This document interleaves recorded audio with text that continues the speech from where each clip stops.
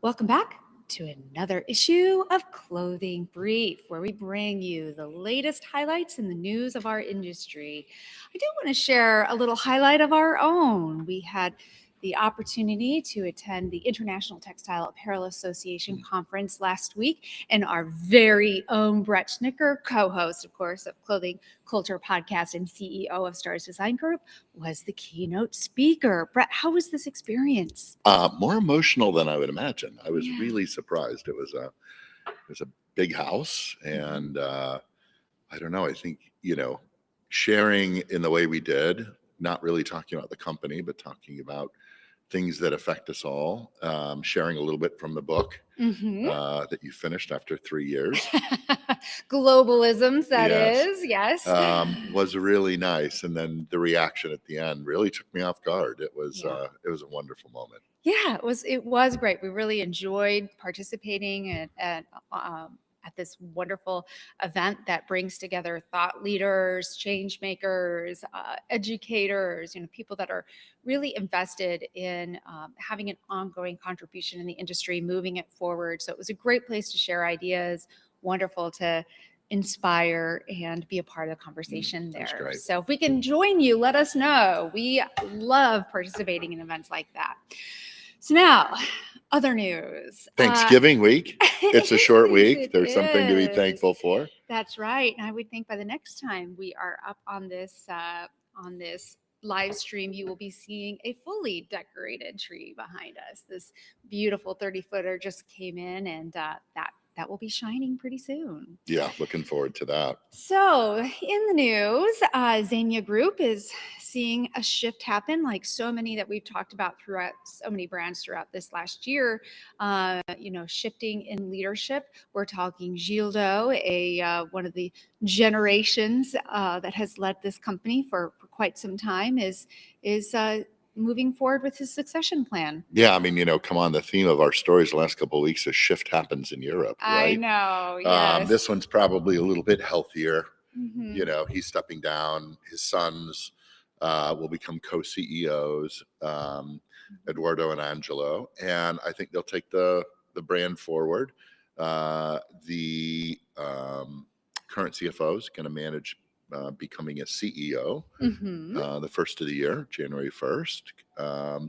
And so I think they're going to continue to move what is an amazing brand that took me forever to figure out how to pronounce. I know. Years ago, I loved this brand. I would always, whenever I traveled around the world, it was like, how do I say that? And, it's wild because all brands they started really wide, like Hermenegildo Zegna, and then it became Right. Gildo Zegna, then Zegna, much easier. But it was it was a new, interesting play. And when I figured it out, it felt so good. Yes, so, yeah. Yes. Well, this marks a great shift in the company, and Gildo has a wonderful perspective. He really felt it was time to leave it in the hands of a younger generation, and I think that is a wonderful thing, that he can step down, leaving the company in good hands and leaving it in a good position. Like so many, they're trying to figure out the next generation. And now making a generational shift in the company is going to help. I mean, they also own Tom Brown and Tom Ford. Right.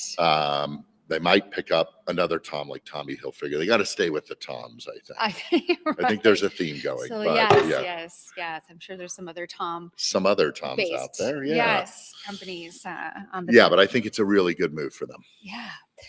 United Nations, their sponsored annual climate meeting transpired last week, and there's been some criticisms that have come into the light as a result of the conversations that were happening. Yeah, Conference of the Parties really started in 1992. It was a agreement between nations around the world to keep the planet from warming too much, and it was like, it's much like the Paris Treaty. Let's keep it at 1.5 degrees. Let's not allow the planet to warm up more than that. There's kind of this whole conversation about, if the planet warms more than 2 degrees, it's irreversible, causes horrific damage. And this year, so surprisingly, for a number of reasons, there was a lot of disappointment, and there was, I think, heightened political conversations. There was a lot of things going on where, the groups have been focusing on a fossil fuel out plan for a long time. How do we eliminate fossil fuels? They're the number one contributor to climate change. So how do we shift those? Saudi and other members of oil producing Right. nations, of course, blocked new legislation. There was, I think, weak emissions ambition built into the Mhm. plan. There was a win where richer nations came in and agreed, in theory, to triple their investment in new climate finance. The problem that they're dealing with is that while that sounds great, one, there's all sorts of loopholes tied into the agreement. It's not legally binding. And they don't believe the investment, even at that level, is enough to make the changes Mhm. before there's so much damage done. But they do feel like that was a win, but maybe a little Okay. too late. Um, a lot of insufficient action on deforestation. You know, that's been a big topic for them for a long time. And there were a lot of countries in South America that felt like they were strong armed. They weren't really Yeah. represented really well. And then, of course, Oh, yes. the U.S. was Was not noticeably present. absent. Yeah. Yeah. We know the stance that the current administration has taken. It's obviously wrong.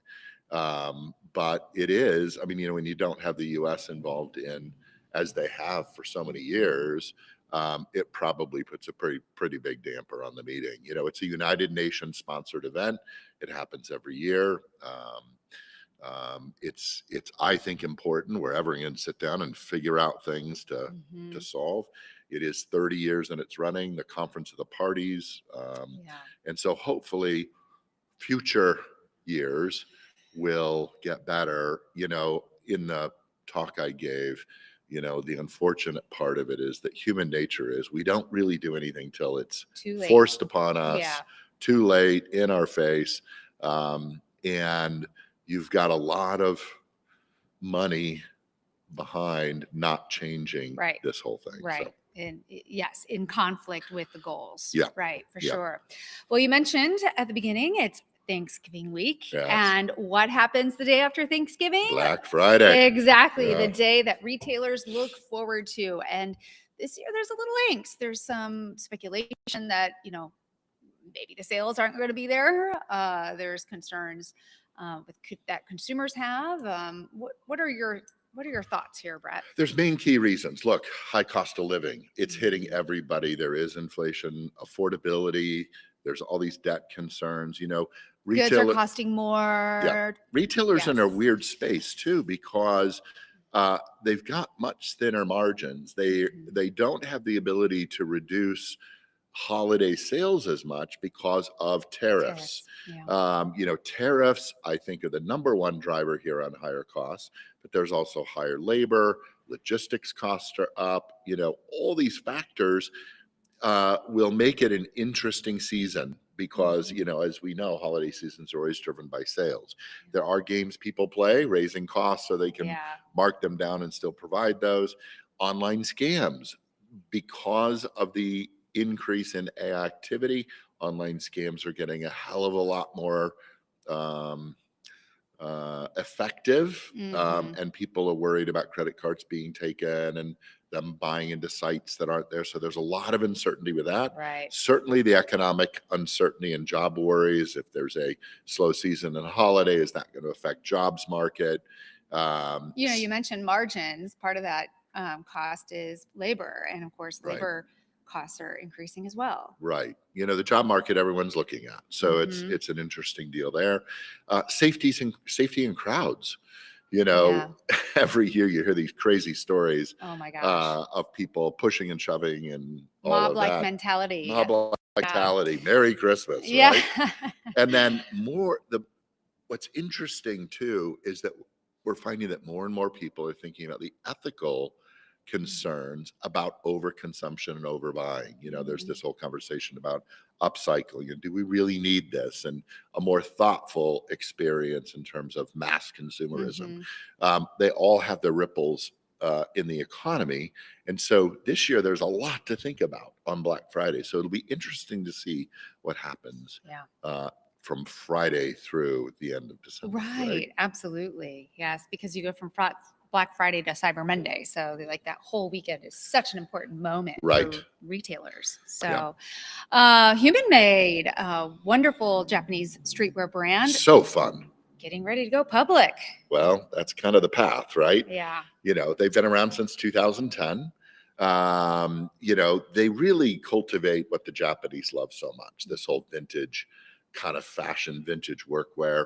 They're known for their concept, the future is the past, very whimsical kind of t-shirts and drawings tied with workwear, and then using high-end Japanese quality. And so congratulations to them. The IPO raise is like 115 million. So they're going to try to expand stores in Japan. The retail experience in Japan is very important to them, and then certainly grow their online business. Fashion IPOs are really rare lately. People they more prefer acquisitions of brands than actual fashion IPOs.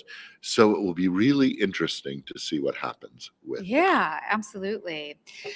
Well, the last story is one of loss in our industry. Paul Costello, a prominent Irish fashion designer, and in London, died after 80 years of being on this earth and having a short round of illness. He, of course, is really celebrated for being the designer of Princess Diana.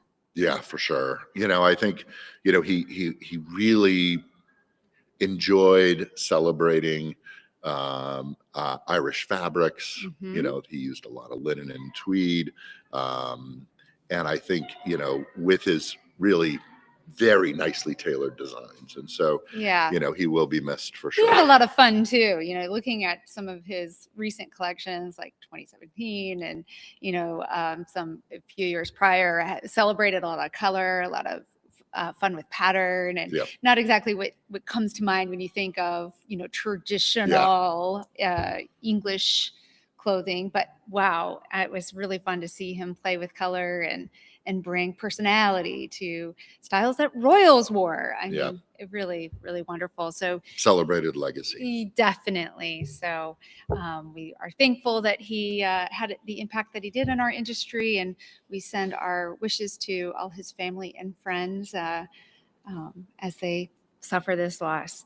Well, thank you for joining us this week on this latest week's of highlights in our industry. We'll make sure to catch you up next week, same time, same place. Probably a wider lens because of all the turkey we're going to be eating right, on Thursday. So Hadley's going to have to get us much wider lens. Yeah. If you're looking for a little bit more, a deeper dive, we have our longer format podcast, Clothing Culture. We just rolled out a wonderful conversation with Michael Drummond, a fashion designer that spent some time on Project Runway and is doing wonderful things today. So if you want to get some creative insights from an incredible talent, tune into that episode. Do not forget to subscribe to stay apprised of upcoming conversations. And happy Thanksgiving.